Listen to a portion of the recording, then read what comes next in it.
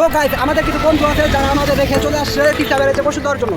আমাদেরও আসার কথা ছিল, আমরা একসাথেই ছিলাম, বাট ওরা আমাদেরকে রেখে গাড়িতে চলে আসছে। আমরা বিদেছিলাম বিদায় আমরা গাড়িতে উঠতে পারিনি। তো ওদের আসার কথা ছিল টিকটাবের 1 নম্বর গেটে বসে দেওয়ার কথা ছিল, কিন্তু ওরা 40 নম্বরে এসেছে। 1 নম্বরে এসে দেখি ওরা 1 নম্বরে নেই, 44 নম্বরে গিয়ে বসে দিতেছে। এখন আমাদের সাথে এইভাবে প্রতারণা, এই রোদের মধ্যে আমাদের হাঁটতে কি কষ্ট হচ্ছে, এই ফিলিংসটা তাদেরকে বোঝাবো কিভাবে গাইস। আমরা এখন যাচ্ছি হাঁটতে টিকটাবের উপর দিয়ে 44 নম্বর গেটে, এইখানে গিয়ে পানিতে নেমে গোসল করবো।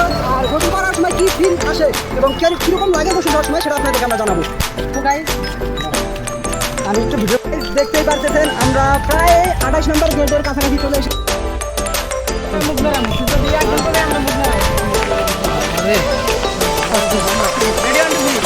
সো গাইস আপনারা দেখতেই পারতেছেন আমরা 44 নম্বর গেটের খুব কাছাকাছি পৌঁছে গিয়েছি। আর মাত্র একটি গেট পার হলেই দেখতে পারবেন 44 নম্বর গেট। তো 44 নম্বর গেটটি দেখার জন্য একটু অপেক্ষা করুন, আমরা কাছাকাছি চলে এসেছি। এই তো 44 নম্বর গেট। তো গাইস আপনারা দেখতেই পাচ্ছেন আমরা বর্তমানে 44 নম্বর গেটে অবস্থান করতেছি। 44 নম্বরের গেটে দেখার মতো অনেক কিছু আছে যা আমরা আপনাদেরকে একটু ঘুরিয়ে দেখাচ্ছি। দেখতে পাচ্ছেন টিকটাবের কত সালে ও কত সালে নির্মাণ শেষ হয়েছে, এটা আমাদের সাইনবোর্ড দেওয়া আছে। আমরা আপনাদেরকে সাইনবোর্ডটা দেখাচ্ছি।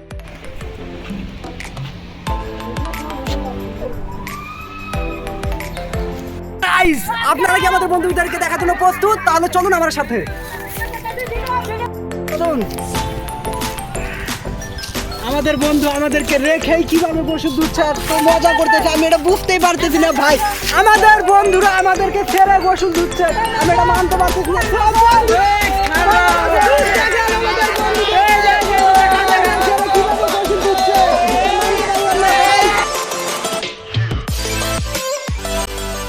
তো গাইস দেখতে পাচ্ছেন আমরা আমাদের বন্ধুদের সাথে অনেকক্ষণ বসে দেওয়ার পরে উঠে আসলাম। এখন আমরা বাসায় রওনা দিয়েছি।